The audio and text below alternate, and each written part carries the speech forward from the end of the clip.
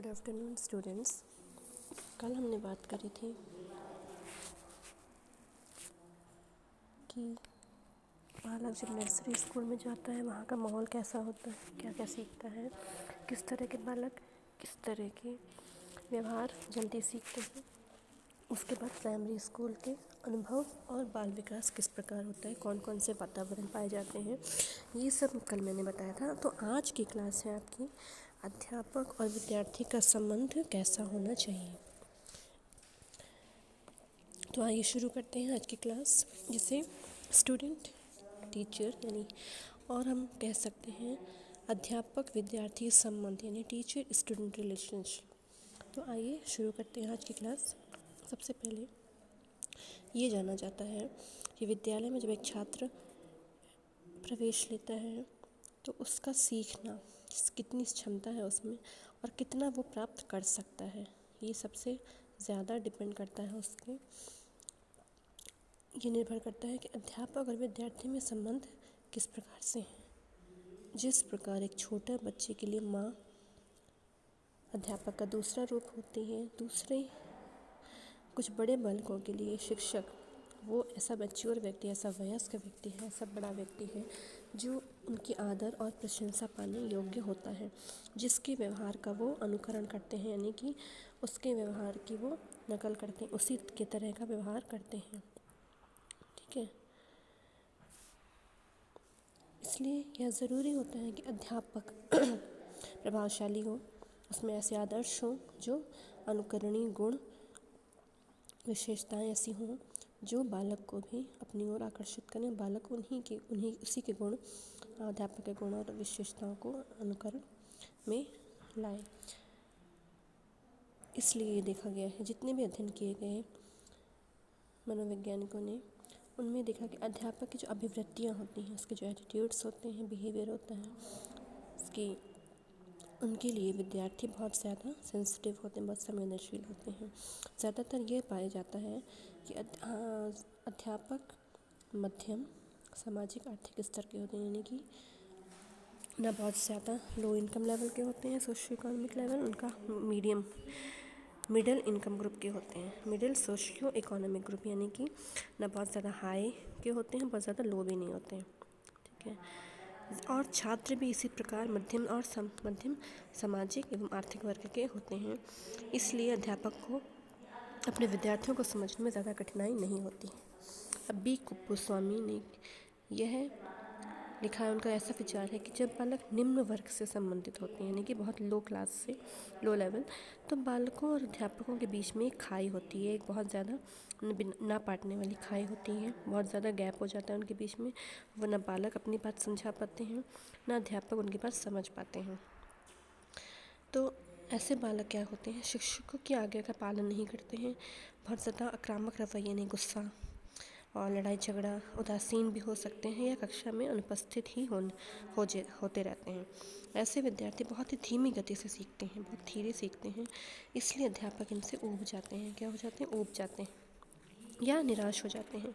इसलिए ना तो अध्यापक उन विद्यार्थियों को स्वीकार कर पाते हैं, ना ही विद्यार्थी ही इस प्रकार के अध्यापक को स्वीकार कर पाते हैं जो उनसे ज़्यादा सामाजिक आर्थिक ऊपर के होते हैं।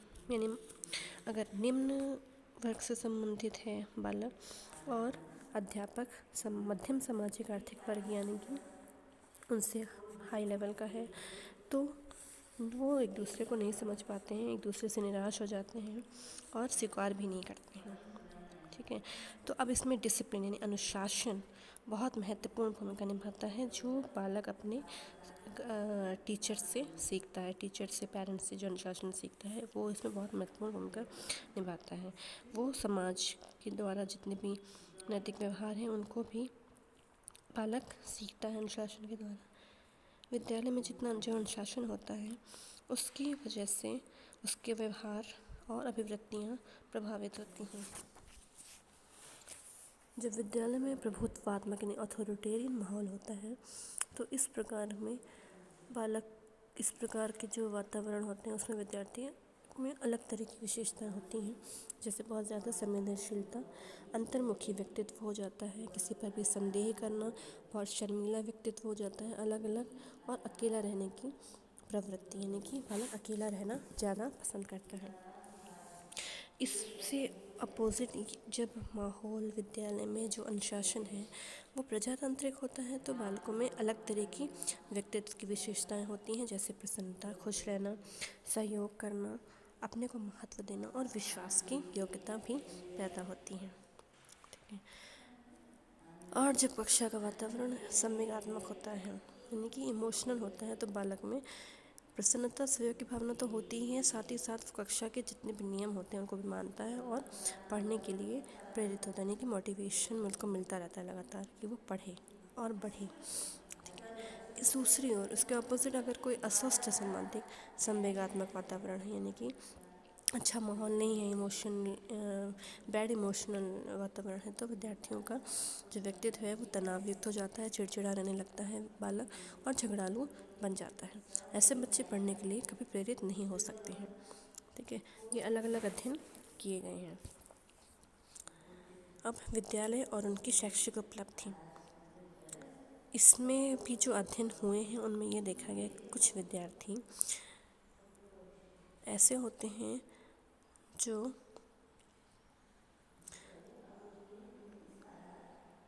जिनकी जो उपलब्धि होती है, योग्यताएं तो बहुत ज़्यादा होती हैं उनमें, योग्यता तो बहुत ज़्यादा ऐसी बालकों में होती है, लेकिन उपलब्धि कम कर पाते हैं। ठीक है, ये उपलब्धि भी परिस्थितिजन्य सिचुएशनल ही होती हैं।